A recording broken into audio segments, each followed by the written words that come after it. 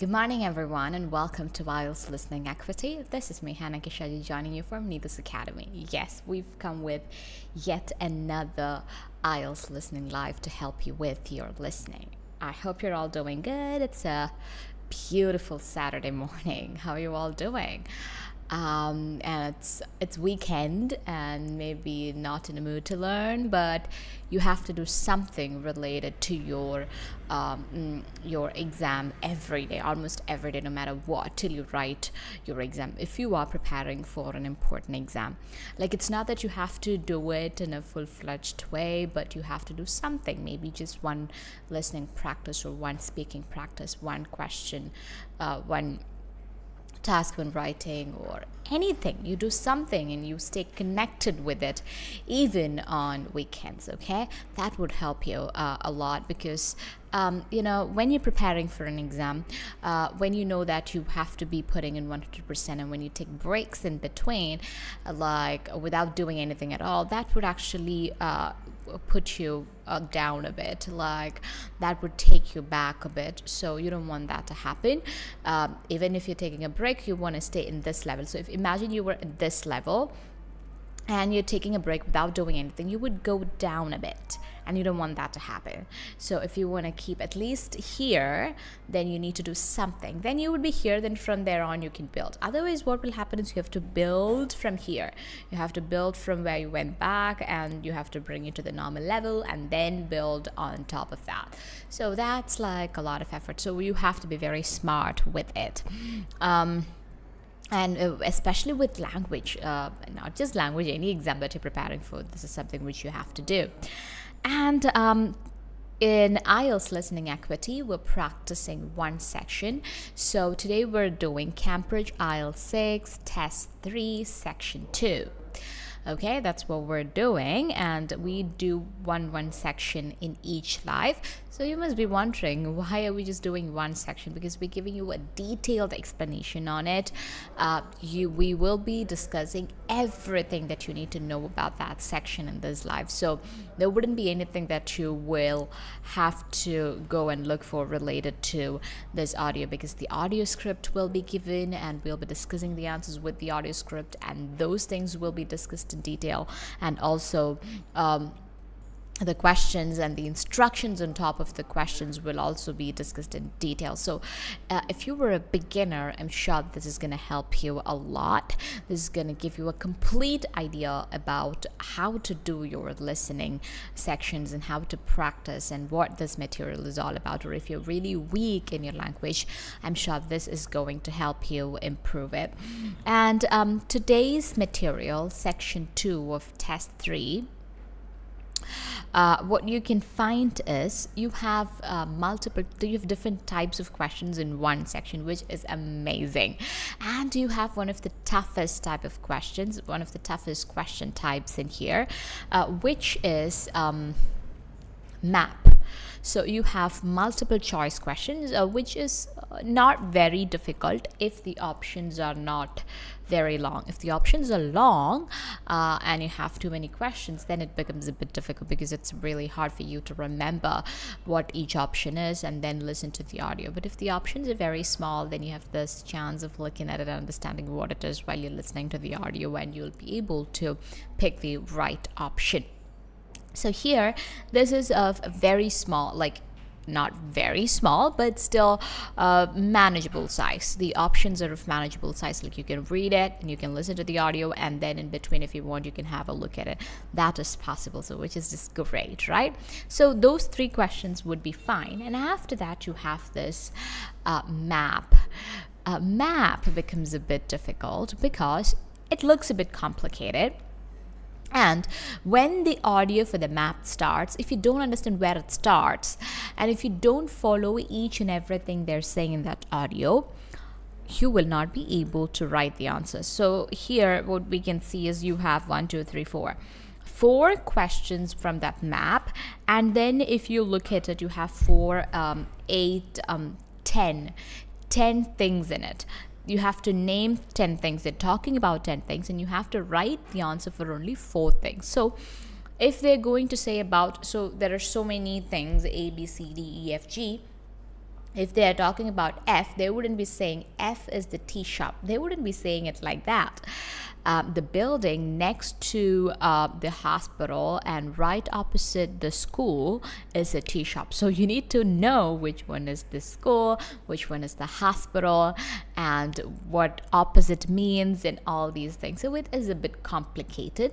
So what is important is keep listening to it very carefully. When you do every part of it, you have to listen with utmost attention, but what I'm saying, and concentration, but what I'm saying is when it comes to map, just give a little extra concentration and focus, because if you miss one point, you will not be able to write the answers for all the 4 questions. So it is something which you need to follow. And if you're someone who has confusion with right and left, I know a lot of people who have confusion with pull and push, then right and left, which is fine, which is perfectly fine. But if you are preparing for an exam like this, I would suggest you to clarify that and learn it really well. Not in a way that if you take some time, okay, right means this, left means this. If you take some time to think about it like that, then things are going to be really hard, because by the time you figure out which is right, which is left, they must have actually done saying what like the content in the audio. So what you have to do is you have to be very familiar with such right, left, and directions, north, the west, south, the west, east, and all of that. Be very familiar with those things, and if you don't know, make sure you learn it. And yes, make sure you learn that part, okay? And other than that, there is nothing to be worried about. In a map, you will be able to write it. It's just that you're looking for that information.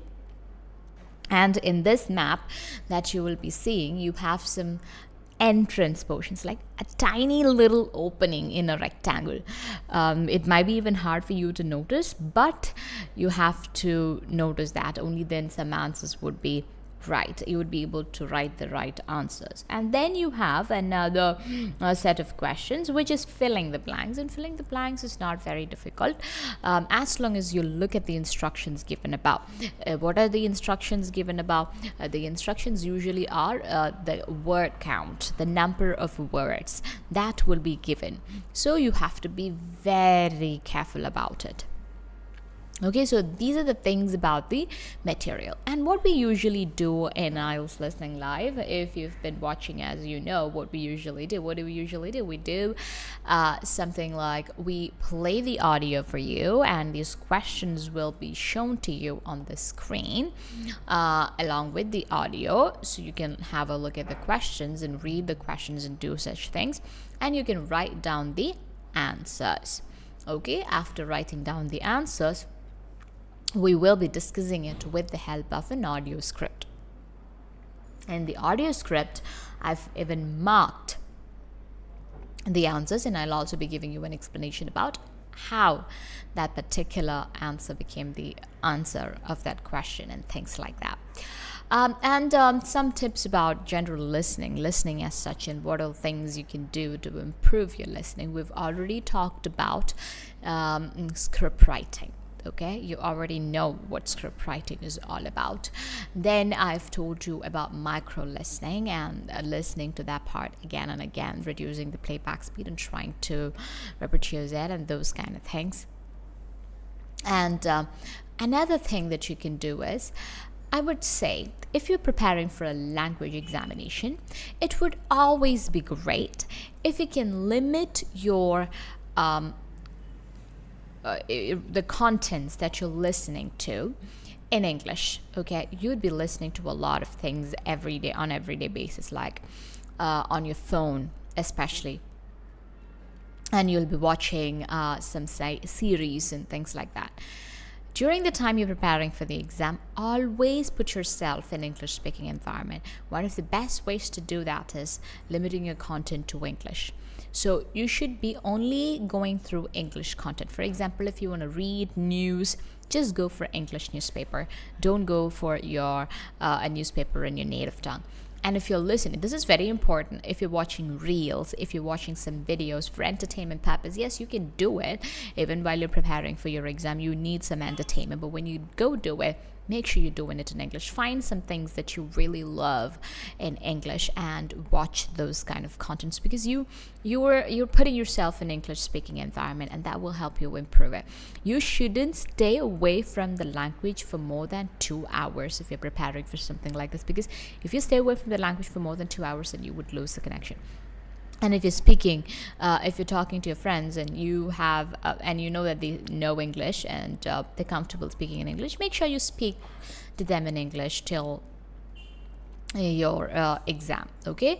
Or if you have some kind of, you can also find some online friends to speak in English who are preparing for IELTS. You can find them from different from online, and then you can talk to them, interact with them in English. So always try to put yourself in this thing really works, but limiting your content to English alone, like maybe watching reels, watching videos, movies, sitcoms, series, whatever that you're watching, make sure you go for English. And you don't have to, okay, for 5-10 minutes you put in some effort, listen to the language, accent, pronunciation, all of those things, and words and all of that. After that, you enjoy it. Don't go for looking at the language aspect of it, just enjoy the content. But even then, somehow you're in the English speaking environment, which goes a long way.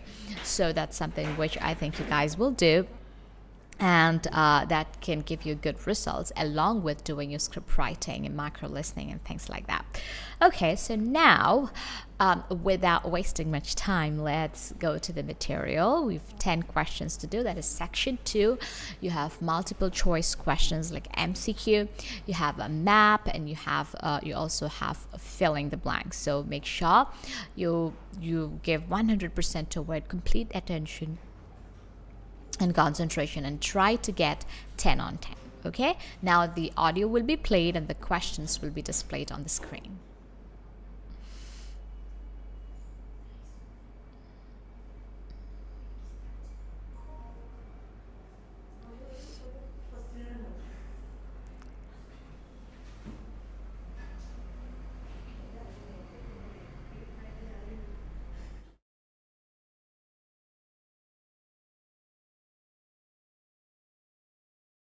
Section 2.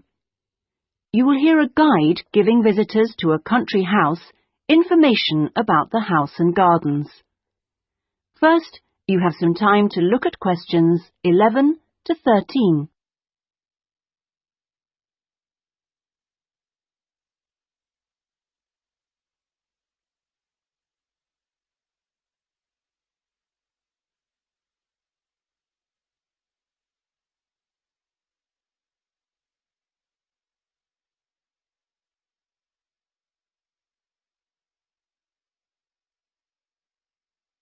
Now listen carefully and answer questions 11 to 13.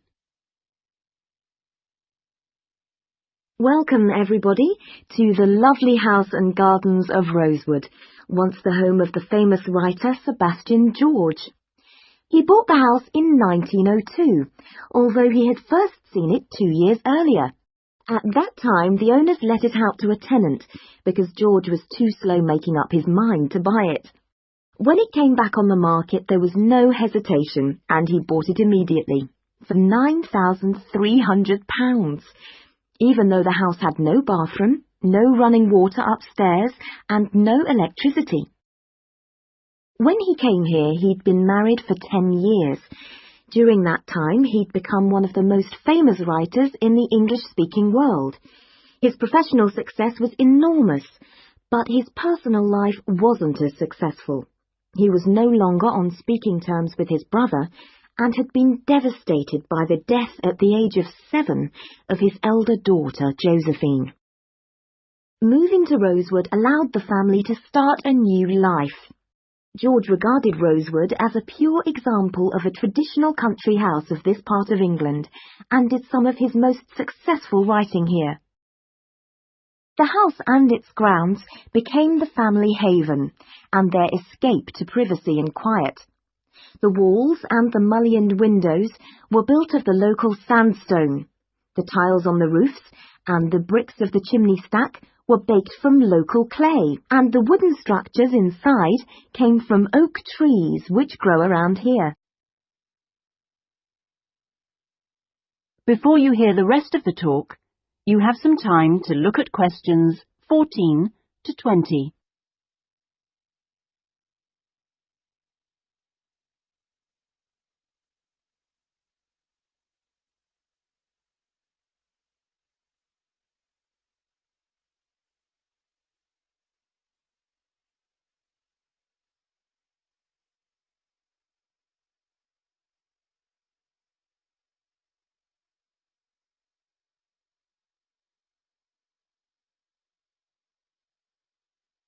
Now listen and answer questions 14 to 20. Now, please look at the map I've given you of the house and gardens. We're here at the information centre. Follow the path marked with the arrow, and the first area you come to is the orchard on your left. As you go further down the path, there's the kitchen garden on the right. And as you go round the first sharp corner, you will find to your left an area where different types of pear tree have been planted, as well as some lovely flowers. And this is known as Pear Alley, designed by George himself. Next to this is the greenhouse, where some exotic plants and fruits are grown. Follow the path round the second corner, and on your right you will see the entrance to the mulberry garden, with its 500-year-old tree. Past the mulberry garden, follow the path until you reach the front of the house. I suggest you spend a good hour wandering around this lovely building. A guide takes visitor groups round every 2 hours. If you would like to purchase any of George's books or other souvenirs, then leave the house by the side entrance, where you will find our shop, which is situated between the house and the garage, which contains the magnificent old Rolls-Royce car, which used to belong to George. I expect by this time you may also be in need of a rest and some refreshment. Most visitors are, so why don't you visit the tea room on the far side of the garage? If you have time, there is a lovely walk down towards the River Dudwell. For me, this is the best part of the estate. This isn't on the map, but it is all clearly signposted. You cross the field, which spreads along the banks of the river. In spring, this area is well worth a visit. Spend a minute or two watching the water pass by underneath as you cross the footbridge, and then continue along the river walk through the woodland. On a hot summer's day, the trees along this path provide welcome shade. Eventually, you come to the watermill, which used to provide the electricity for the house, only about 4 hours every evening in George's time. And finally, for those of you who would like to see stunning views of the surrounding countryside and who are a little bit more energetic, when you return from the mill, take the first turning on your left and climb up to the viewpoint. You won't regret it. Enjoy your visit. That is the end of section 2. You now have half a minute to check your answers.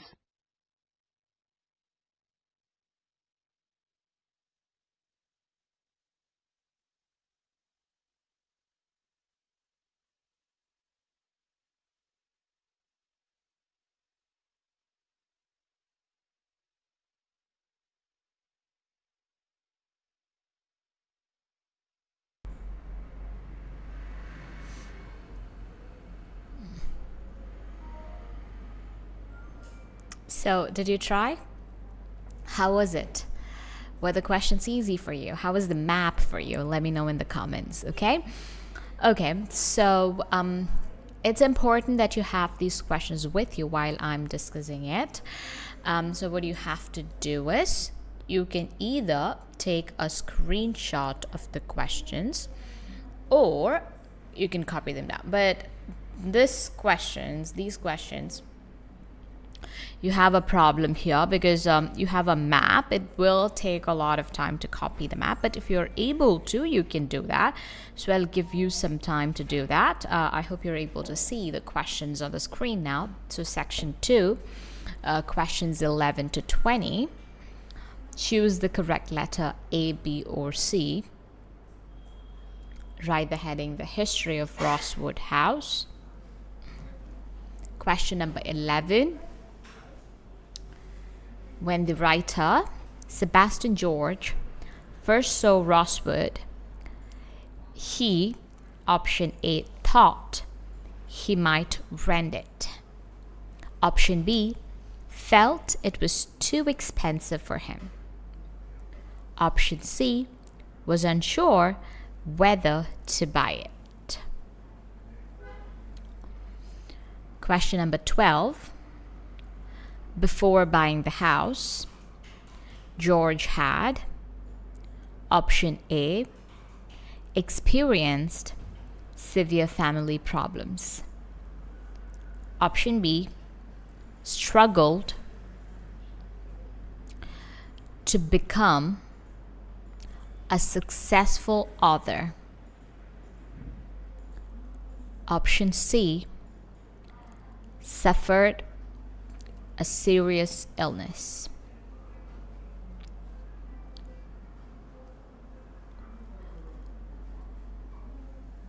Question number 13.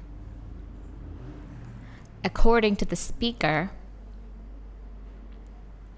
George viewed Rosswood House as,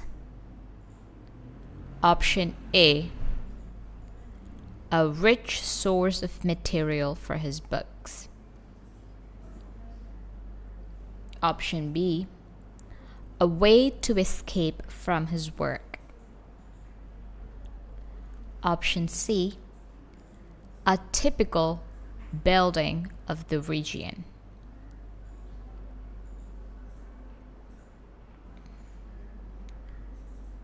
Okay, now questions 14 to 17.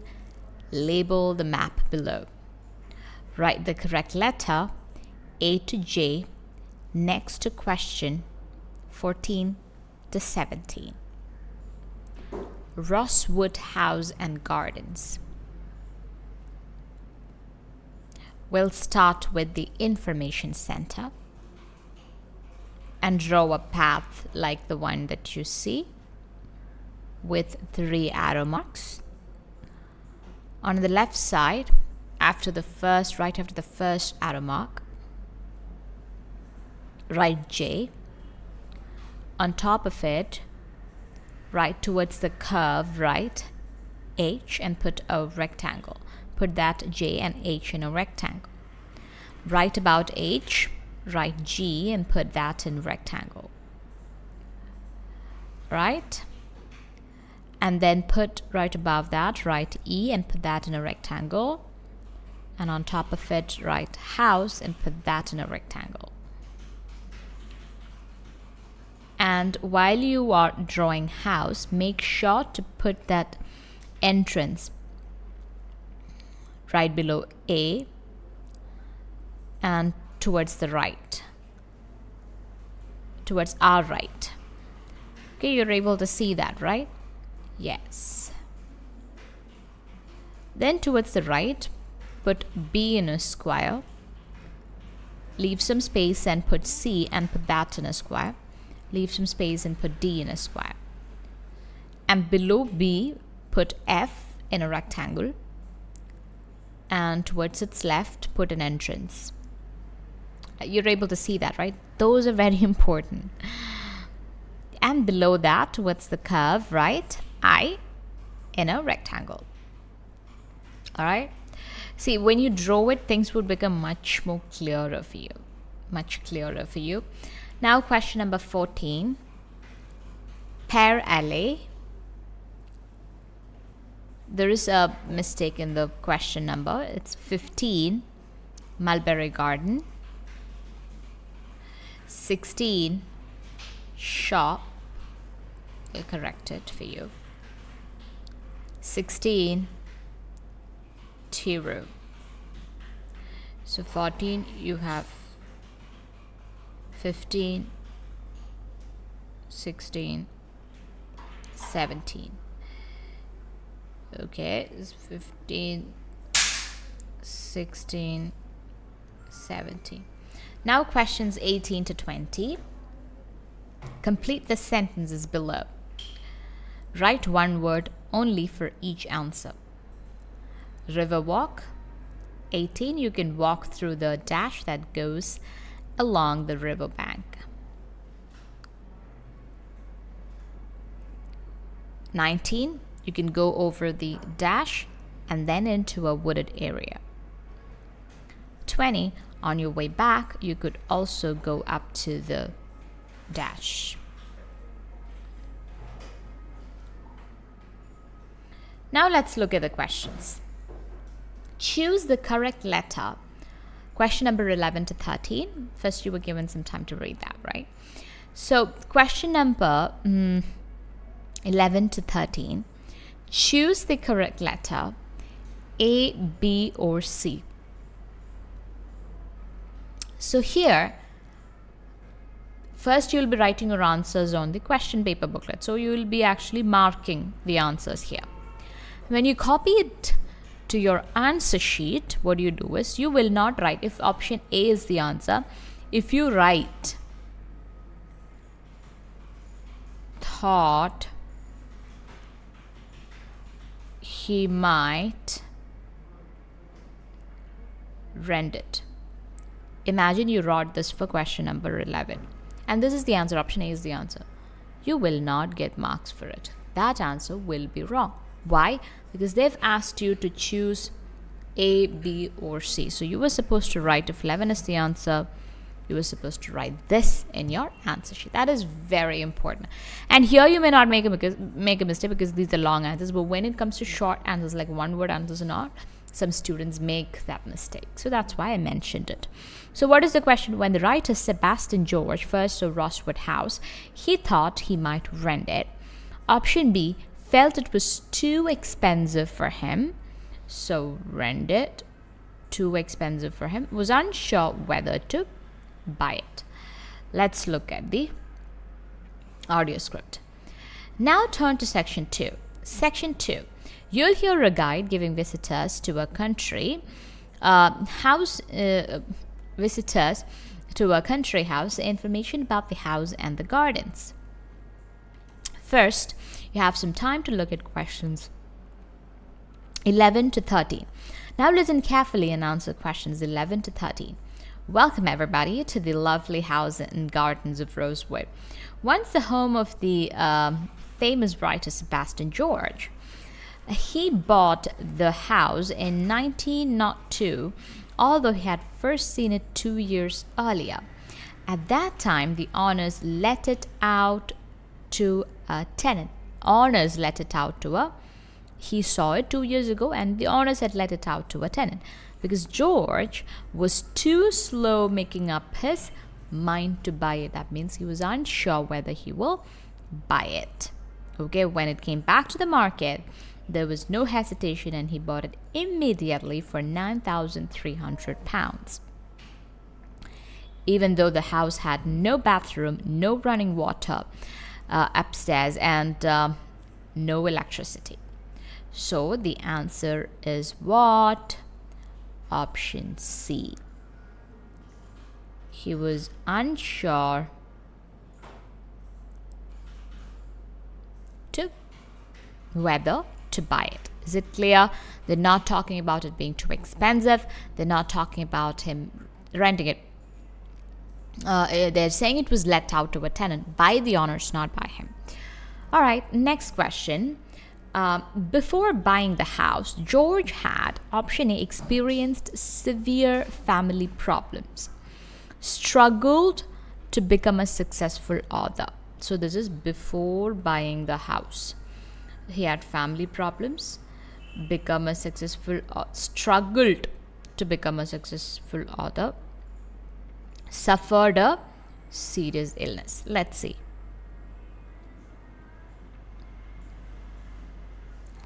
When he came here, he had been married for 10 years. During that time, he had become one of the most famous writers in the English-speaking world. So he had already become, during that time, before he bought the house, he was not struggling. He had already become one of the most famous writers in the English-speaking world. So that option can be eliminated. Option C can be eliminated. that struggle to become an author can be eliminated. His professional success was enormous, but his personal life wasn't as successful. He was no longer on speaking terms, so his personal life had problems. No longer in speaking terms with his brother, and had been devastated by the death at the age of 7 of his elder daughter, Josephine. Okay, so what we can see, he had what? A lot of family problems. They're not talking about any illness. He experienced a lot of family problems. These are like simple answers, right? Experienced severe. So in the answer sheet, what will you write? 11C, 12A, 13, you'll write. Okay, struggle to become successful. He had already become successful. His profession was very successful at that time. Okay, now question number 13. According to the speaker, George viewed Rosewood House as a rich source of material for his books.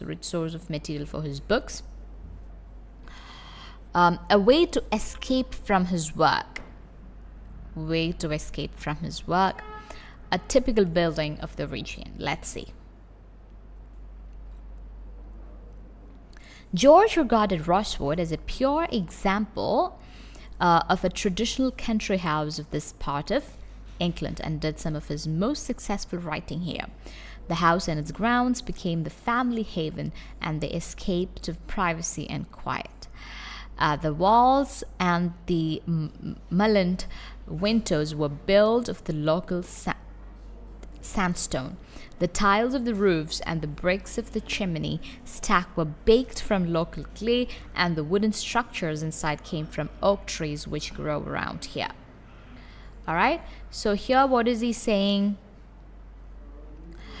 George regarded Rosewood as a pure example of a traditional country house. Okay, perfect example for a traditional country house. So a typical building of the region. According to the speaker, George viewed Rosewood House as a typical building of the region. Okay, now let's look at, so this is for 13 is C.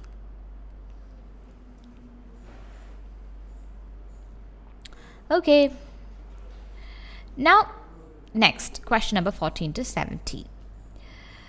This might have been a bit difficult for you. Let's see what it is. All right, you have to write A to J, any letters, for 14, 15, 16 and 17. All right, let's see.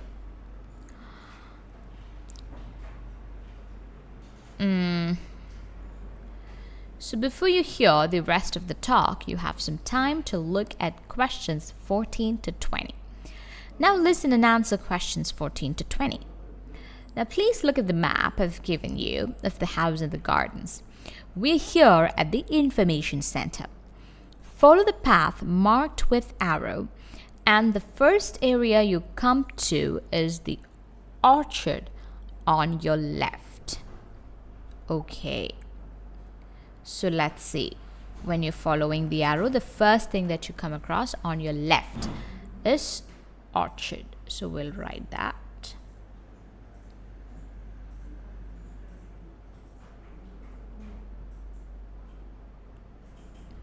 We are here at the information center, orchard.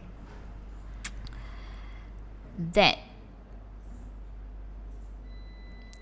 as you go further down the path, there is the kitchen garden on the right. Okay, as you go further, there is kitchen garden. So I is your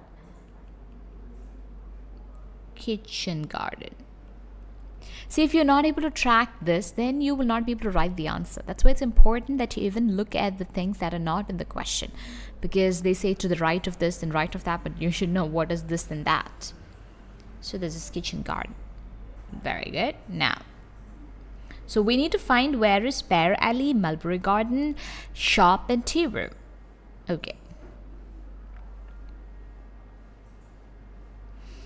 And as you go around the first sharp corner, you will find to your left an area where different types of pear trees have been planted, as well as some lovely flowers.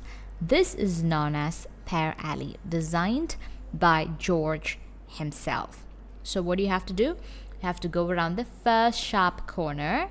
You will find to your left, okay? First sharp corner to the left. Let's see. First sharp corner. This is the first sharp corner. This is the first sharp corner, okay? To the left, you find Pear Alley. So 14th one is what? H.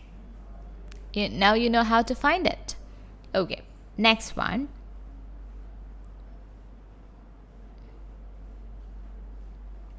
Next to this is the greenhouse, where some exotic plants and fruits are grown.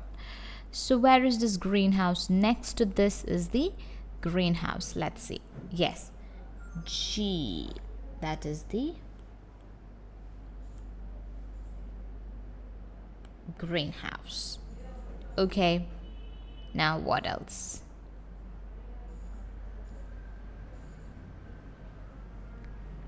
Follow the path around the second corner, and on your right you will see the entrance to Mulberry Garden with its 500-year-old tree. Okay, so what do you have to do? Follow the path around the second corner. So second corner, and on your right you will see the entrance to the Mulberry Garden. So we have that Pear Alley, Mulberry Garden. So second corner on your right. Let's see. Follow the path. This is the second corner. On your right. Yes, on your right we see that. That is your Mulberry Garden. See the entrance? This is the entrance.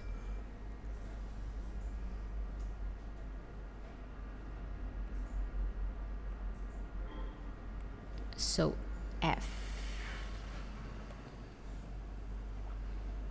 Okay, so we found Mulberry Garden as well. Follow the path until you reach the front of the house. I suggest you spend a good hour wandering around this lovely building. A guide takes visitor groups around every 2 hours. So follow this path, you go to the front of the house. So let's see. We're following this path and you're reaching the front of the house. That's here. Here, front of the house. Okay? I hope you're able to see that. House you could see. Now what are they saying? Okay. A guide takes visitor groups around every 2 hours. If you would like to purchase any of George's books or other souvenirs, then leave the house by the side entrance, okay, where you will find our shop. Okay. Now, we'll just take till there. So if you want to buy something, you have to leave the house. So now you're at the house. By the side entrance. Okay. And where you'll find a shop. So where is the side entrance? This is what I said, the entrance is important. This house has got a side entrance, right? It actually has a side entrance. I'll try to give that in a different color. See, in the green, the one that I'm circling in green, are you able to see it? Okay. That tiny little spot there that looks like this. Alright, that is the entrance. When you leave by the side entrance, if you want to buy something, you have to leave by the side entrance, and what you see is the shop. That means B is the shop. Clear? Shop. So, B is the answer. Next one.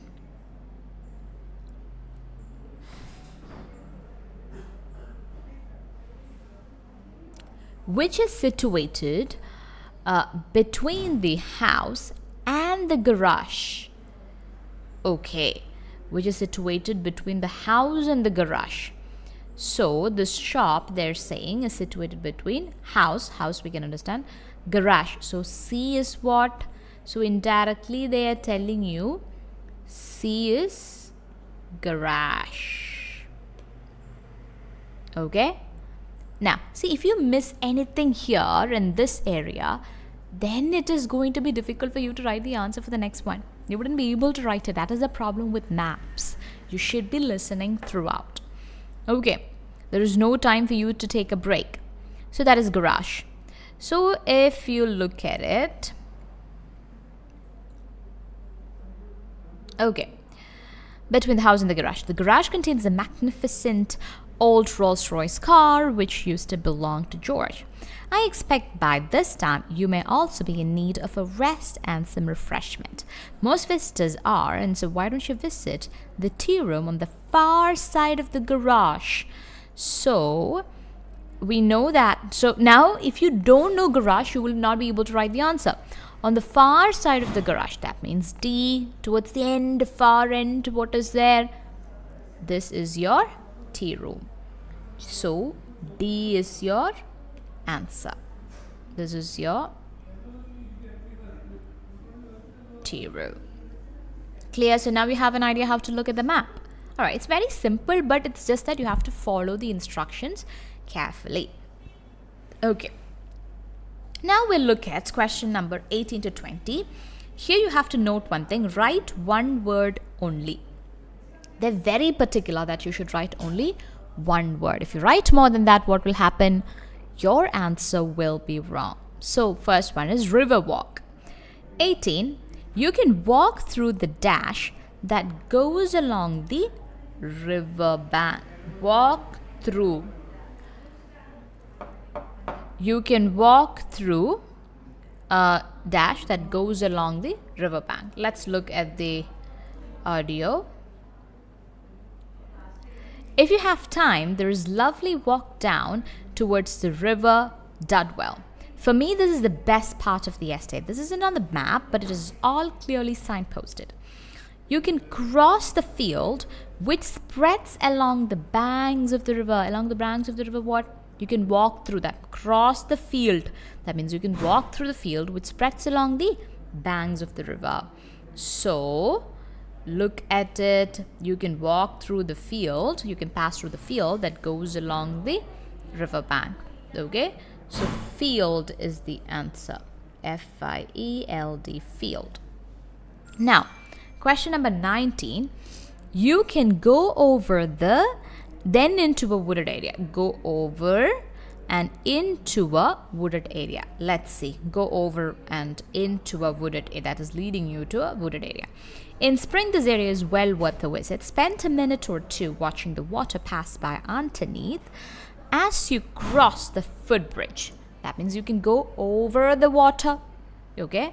As you cross you can go over the footbridge, then continue along the river, walk through the woodland that is leading you to the wooded area. So you can spend a minute or two, water pass underneath. That means you can go over the footbridge as you cross the footbridge. That means you're going over the footbridge and then you're being led to the woodland. So what is the answer? Footbridge. Footbridge is a one word. Footbridge is one word. Okay, you can go over the footbridge that is leading you to a woodland. Okay, so right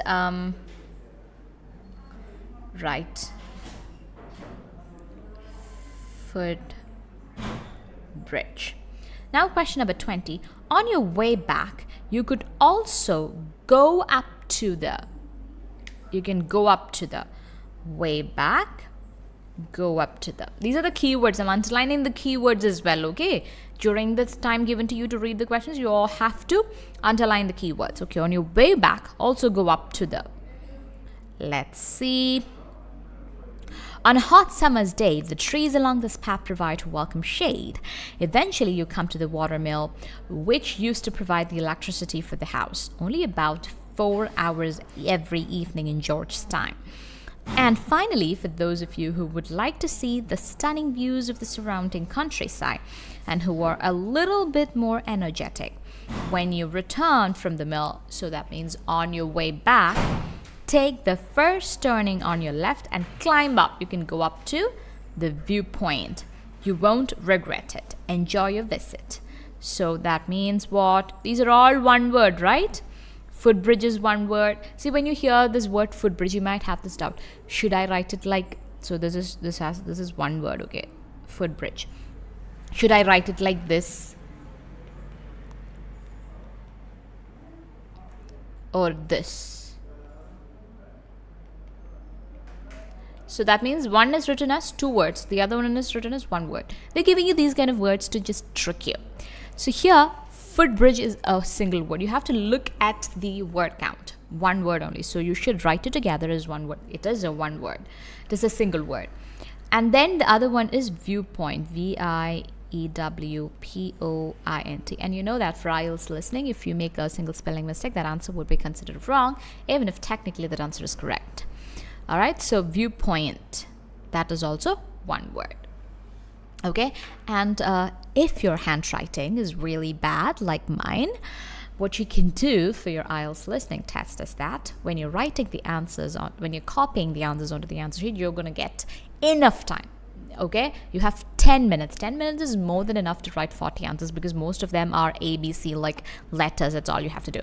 For some answers where you have to write words, what you can do is you can go for block letters, like fully in block letters, so that your answers would be legible and you don't have this confusion about capital or small letter.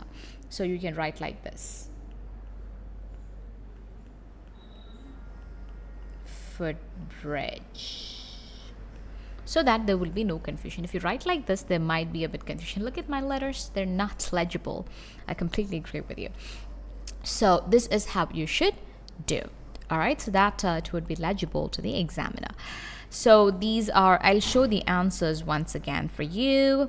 11 to 15. So 11 is C, 12 is A, 13 is C, 14 is H, 15 is F, 16 B, 17 D, 18 field, 19 footbridge, 20 viewpoint.